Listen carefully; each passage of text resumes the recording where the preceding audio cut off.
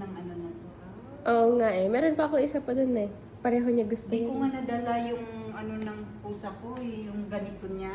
Oo. Kasi wala akong check-in. Meron ka pang ganyan, Catherine? Meron. Hindi, inorderan na lang doon kasi ipapabox ko na lang yun, LBC.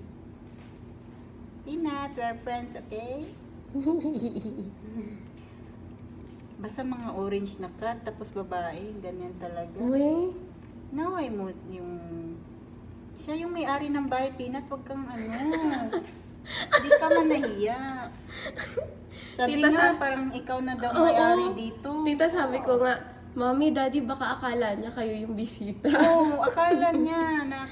Sino Kasi kayo? syempre nung dinala ko siya dito, wala naman si Mami at Oo. Daddy. Ngayon lang niya nakita si Mami at Kaya Daddy. nga, kailangan mo i-remind si Peanut na...